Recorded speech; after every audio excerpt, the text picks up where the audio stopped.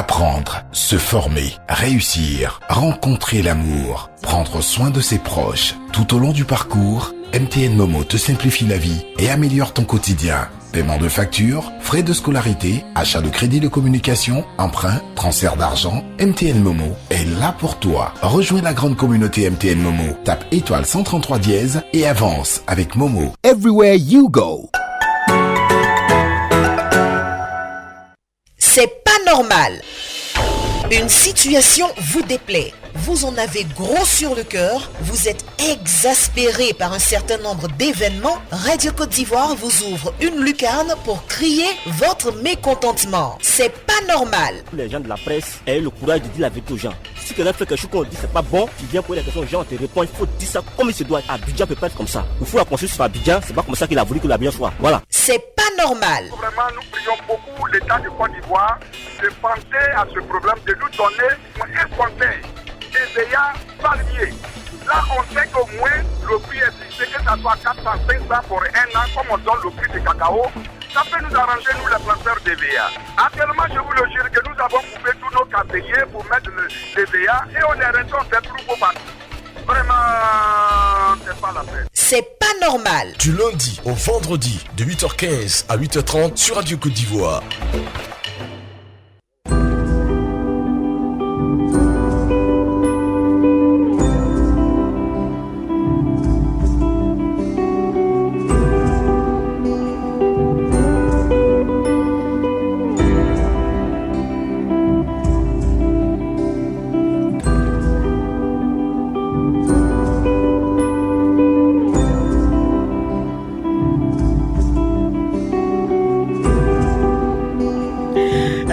Bonjour et bienvenue à C'est pas normal sur Radio Côte d'Ivoire. 27 20 21 44 48 27 20 24 27 87. Technique Clémence Corlo Standard Issata Koulibaly. Au micro, votre Estelle Assoumo. Notre premier intervenant de ce matin nous appelle de Amiens Kouassikro. Monsieur Ake Bessékan. Bonjour. Bonjour madame. On vous écoute, bienvenue. Oui. C'est à propos de la route d'Amiens Kouassikro. D'accord. Ça fait longtemps qu'on vous appelle de ce problème. Mais personne ne fait face à ça. À cause de ça, ce matin encore, je vous interpelle pour que vous interpellez aux autorités. Nous, on s'adresse directement à Alassane Ouattara de venir nous aider, arranger notre route. On passe sur l'eau, la Pomoué, pour aller à Abidjan, les gens ne peuvent pas partir. On n'a même pas le temps, madame. Actuellement, ça fait 3 mois, les gens, les malades, ne circulent plus. C'est-à-dire qu'ils ne vont plus aller sur Abangou pour aller se soigner. C'est ça. On a bien ça, on comprend si nous ne sommes plus dans la Côte d'Ivoire. C'est pourquoi ce matin, je vous interpelle pour que on nous dit la vérité. D'accord. Alors, on comprend très bien votre cri de cœur. Et puis, nous, ce qu'on peut faire, c'est de relayer l'information en espérant que l'information tombe dans des oreilles sensibles à votre situation. La route est coupée par l'eau, par le bras donc de la Comoé, et c'est difficile de circuler. J'espère qu'on ne va pas attendre qu'il y ait un drame avant de réagir. Donc, on vous soutient, d'accord ? C'est justement pour cela qu'on vous donne l'occasion d'exprimer vos difficultés sur Radio Côte d'Ivoire. Donc, croisons les doigts et espérons que qui de droit a entendu votre cri de cœur et que solution sera trouvée le plus rapidement possible. Bon courage à Amiens Kouassikro. Nous sommes à Satroko. J'espère que je prononce bien. Monsieur Kaza Isaï, bonjour. Madame Assoum, bonjour. Vous êtes où précisément? C'est précisément à Satroko. Satroko. Oui. Ah d'accord, donc je prononçais bien. Bienvenue, on vous écoute. Alors madame, l'État de Côte d'Ivoire a bien décidé d'éliminer les accidents des villages. Alors partout, ils ont mis des dodanes à partir de Kessale jusqu'à Lakota, jusqu'à Gagnewa. Mais je comprends qu'il y a 2 villages qui il n'y a pas de dodanes. À Niémédidier et à Niambré. À Niambré qui est à 9 km de Lakota, il n'y a pas de dodanes. Alors quand tu es à Niambré, que tu vois les voitures rouler là, on dirait que c'est du rallye. Alors donc, je demande pardon à l'État de Côte d'Ivoire de mettre les dodanes à Niambré et à Niémédidier. Parce que là, ces villages seront pris aussi à l'abri. Mais vraiment, c'est pas un peu bon. C'est pas D'accord. normal. Dans tous les villages de Côte d'Ivoire, il y a des dodanes. Sauf au Niéméridien, Niambré seulement, il n'y a pas de dodanes. Alors, D'accord. voilà pourquoi je vous interpelle ce matin, de m'aider et puis mettre des dodanes à Niambré et à Niéméridien. D'accord. Kaza Isaïe. C'est nous qui vous remercions, Monsieur Kaza Isaïe. Excellente journée à Satrocro. Nous partons donc à Gli Biagui pour retrouver notre auditeur Emmanuel Kouakou qui nous parle de réseau téléphonique. Monsieur Kouakou, bonjour. Bonjour madame. On vous écoute. Qu'est-ce qui ne va pas? Merci madame. Je vais parler de mon village Bouko, département de Tanda, sous-préfecture de Diamba. Alors comme vous le savez déjà madame, dans ce village, il n'y a pas de réseau téléphonique mobile. Je vais dire qu'il n'y a pas d'antenne, il n'y a rien dans ce village. Or, ce village a une forte population dans la sous-préfecture de Diamba. Vraiment, je demande pardon aux autorités de nous aider. Toute la population de Bouko se joint à moi pour demander pardon au sous-préfet de Diamba de nous aider à avoir le réseau. Et toutes les personnes qui nous écoutent de bonne volonté, les agents de ces différents réseaux, de nous aider aussi à améliorer notre condition de communication. Aujourd'hui, tout se passe sur les réseaux sociaux et vraiment c'est difficile dans ce village. Absolument. Donc voici un peu mon cri de cœur ce matin, madame. D'accord. À toutes les maisons de téléphonie mobile, merci de penser à nos parents de Bouko, département de Tanda. Ils n'ont pas de réseau téléphonique et c'est compliqué. Pourtant, en ce moment, il faut absolument rester en contact avec ses proches d'ici et d'ailleurs. C'est important. Merci beaucoup. Monsieur Kwasi Brahima Ouattara, bonjour. Bonjour, maman. Vous êtes à Nabraga. Nabraga, sous-préfecture de Tombora, département de Sanégué, région de Bandoukou. Ah ça, bienvenue. Voilà. On vous écoute. Maman, c'est pour interpeller, demander pardon au grand frère ministre Kwasi Adjumani. D'accord. D'électrifier le village de son ex-ami, El-Aï Sédou, fait El-Aï Sédou. Qui est loti il y a longtemps. Qu'il puisse solliciter le conseil régional, s'il m'entend bien, pour demander pardon à lotir le village, à électrifier notre village. D'accord. Haute tension est passée à 100 mètres de nous. Moyenne tension est passée dans le village. D'accord. Si Dieu nous attend, il serait facile de nous donner l'électricité. D'accord. Je demande pardon à à mon grand frère Adjumani. D'accord. Qu'il est capable de le faire. Qu'on prie Dieu pour lui. D'accord.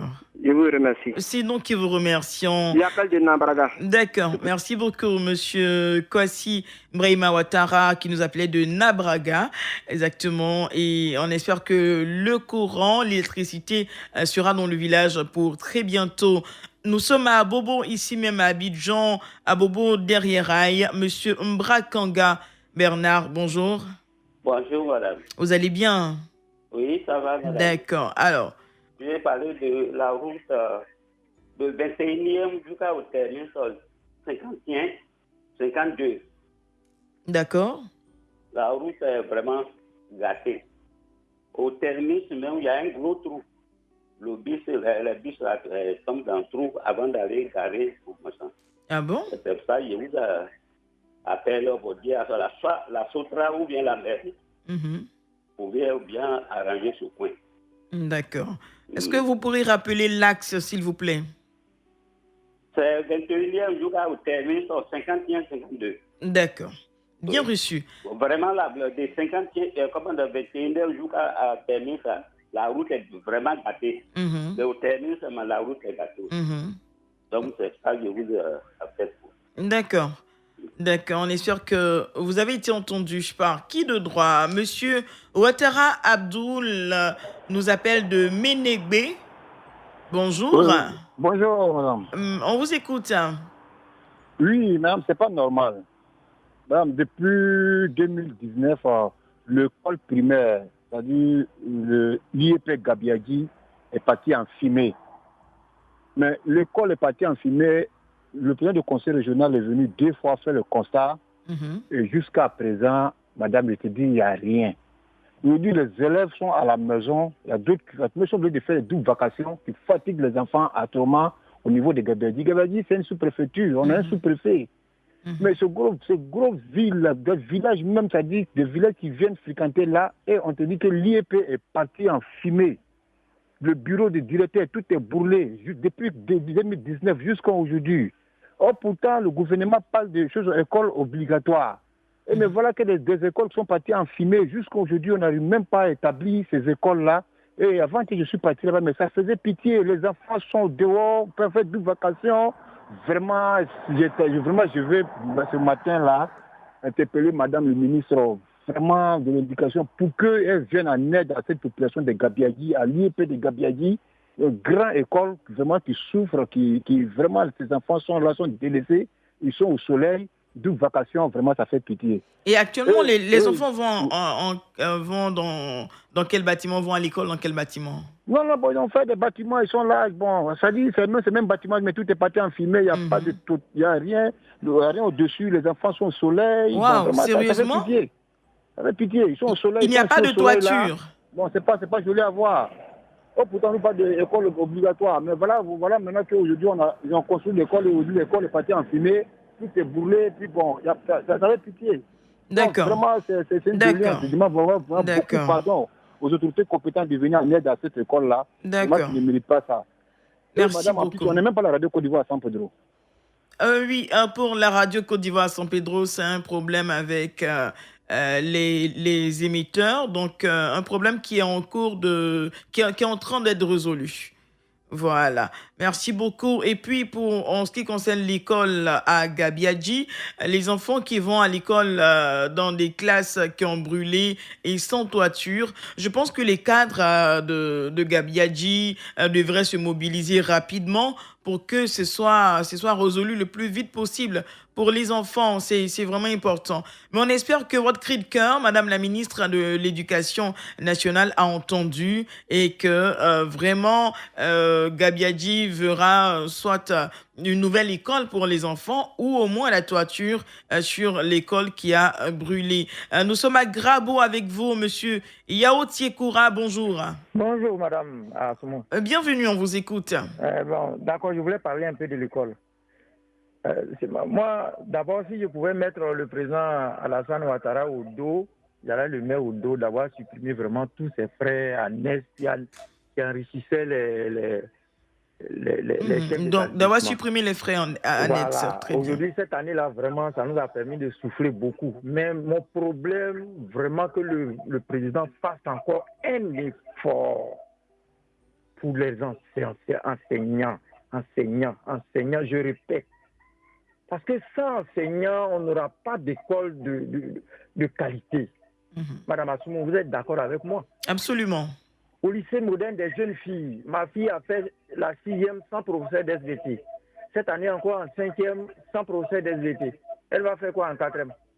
Vraiment, je demande pardon. Parce que ça, ce n'est pas une question du ministre de l'Éducation. Vraiment, madame, elle a fait beaucoup, elle est en train de faire beaucoup pour améliorer l'école, mais il faut que le président l'assiste. Il faut que le président l'assiste pour les questions d'enseignants. Et c'est dans toute la Côte d'Ivoire. Vous-même, vous le saviez.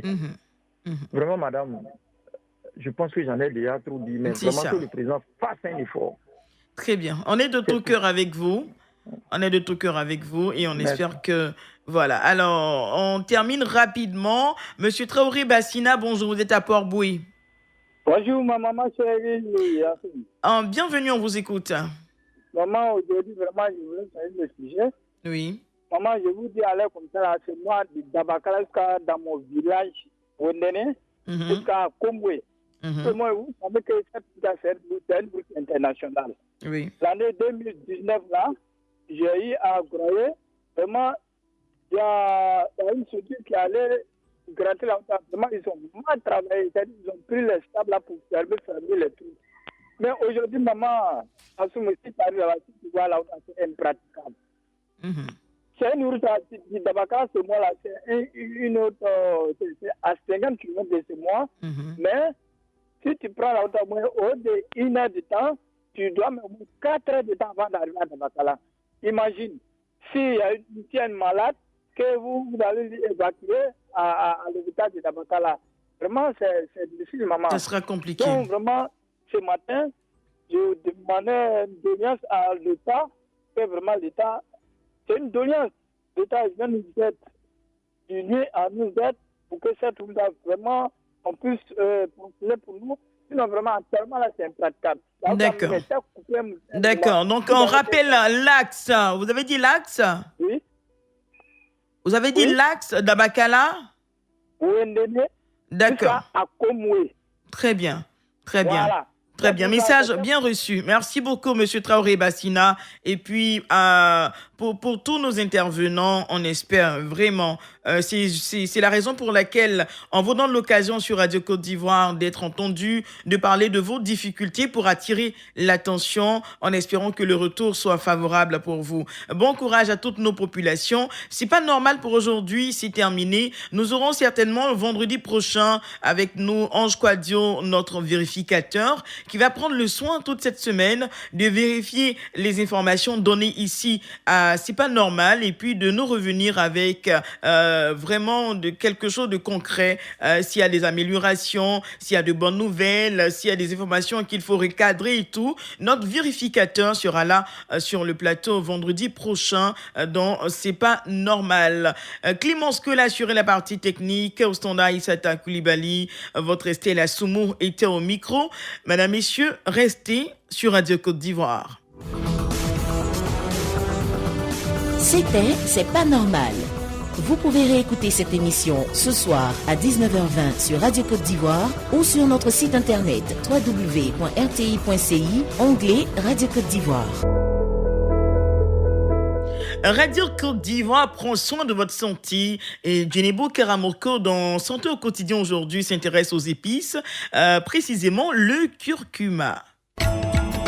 Bonjour, le curcuma est une plante herbacée utilisée comme épice, mais également pour ses nombreuses vertus médicinales. Le curcuma est originaire de l'Asie du Sud. Son utilisation première est en poudre, mais aussi en infusion ou en décoction.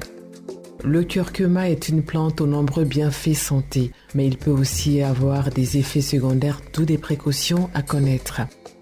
La curcumine, principe actif de la poudre de curcuma et antioxydant par excellence, est surtout reconnue pour une action anti-inflammatoire, pour traiter des maladies de peau en usage externe, dans la prévention des maladies cardiovasculaires, mais aussi pour une action digestive. C'est aussi une source de fer, de manganèse, de zinc et de cuivre.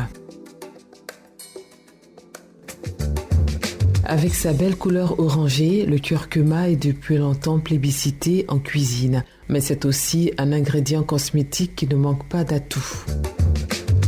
Par exemple, le masque curcuma miel au coco. C'est un classique des soins de la peau à base de curcuma. Il vous faut une cuillerée à café de curcuma en poudre, une cuillerée à café de miel et une cuillerée à café de lait de coco. Mélangez tous les ingrédients jusqu'à obtention d'une pâte homogène. Nettoyez votre visage et rincez-le à l'eau chaude pour bien ouvrir les pores. Appliquez le masque uniformément puis laissez agir 15 à 20 minutes. Ensuite, rincez abondamment à l'eau claire. Chez les personnes souffrant d'ulcères digestifs comme celui de l'estomac, le curcuma peut avoir un effet irritant sur les muqueuses seulement s'il est consommé à haute dose. La prise de curcuma n'est pas recommandée chez les personnes qui présentent des problèmes de vésicule biliaire comme une obstruction des voies biliaires. De même, si vous prenez un traitement anticoagulant, la prise de curcuma est fortement déconseillée. L'effet anticoagulant serait additionnel. Parlez-en à votre médecin traitant. En consommation modérée, le curcuma ne semble pas poser de soucis, excepté chez la femme enceinte, chez qui il est fortement déconseillé. Très bonne journée à l'écoute de Radio Côte d'Ivoire. C'était Santé au quotidien, votre magazine du bien-être. Présenté et réalisé par Djenebo Karamoko.